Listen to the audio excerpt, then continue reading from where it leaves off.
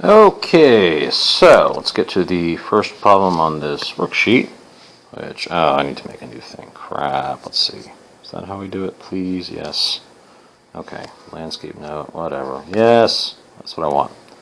Okay, come on, you can do it. Okay, there we go. So, sorry about the delay. First problem on this thing is just Isaac Newton, good old Newt, trying to figure out,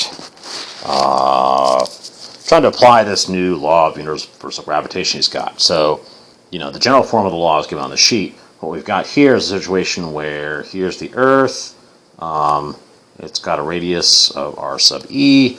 It's got a mass of m sub e. And we got some dude or some object standing on top there with a mass of little m. And we want to find what the gravitational force acting on this thing is. So, there it is, and there's F.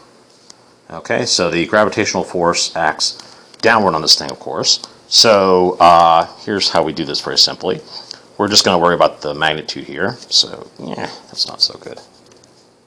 Okay, so Fg.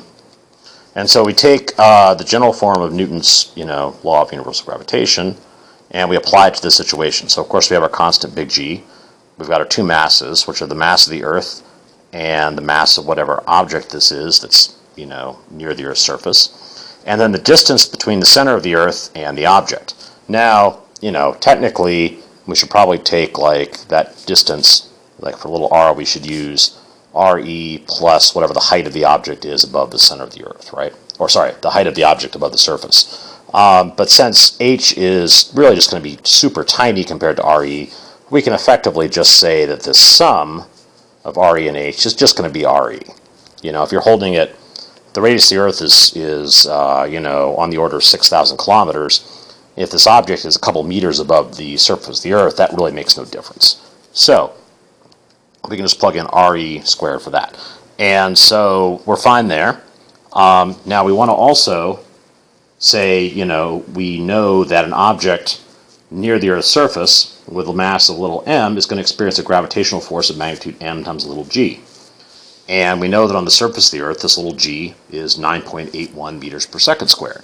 Okay, so what we can do there now is we can bring this down, and we can cancel, and I'll just switch to blue because I like my colors. We can cancel little m and say little g is going to be equal to, we're skipping the fg, but we're just going to take both of these here, and we're going to big G me over re squared. And so the problem asked us to find this big G times me. So with a little rearranging, you can say big G times me, which is what you're supposed to find, is going to be little g times re squared. And that is going to give you, when you plug stuff in, that's given to you in the problem, that should give you the big G times me is 3.98 times 10 to the 14. And the units on this, so little g here is going to be meters per second squared, and then you multiply it by meters and meters, if you're doing SI units, of course, which we always do.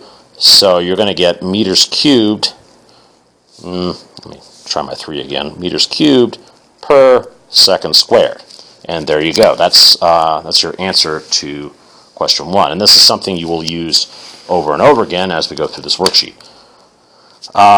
What's worth noting here is that it was, it's pretty easy to find out what GME is. The next thing Newton did was he used the moon's orbit and the moon's period and the distance to the moon and all to verify this, and got the same value for big G times ME, so that was good. And then, that was sort of all he could do. He couldn't find what the mass of the Earth was, and he couldn't easily find what big G was. And it wasn't until 200 years after Newton that Henry Cavendish did this complicated experiment with huge iron balls and trying to measure their gravitational attraction to each other that finally found out what big G was. Just a little historical note. Anyway, that's all for problem 1.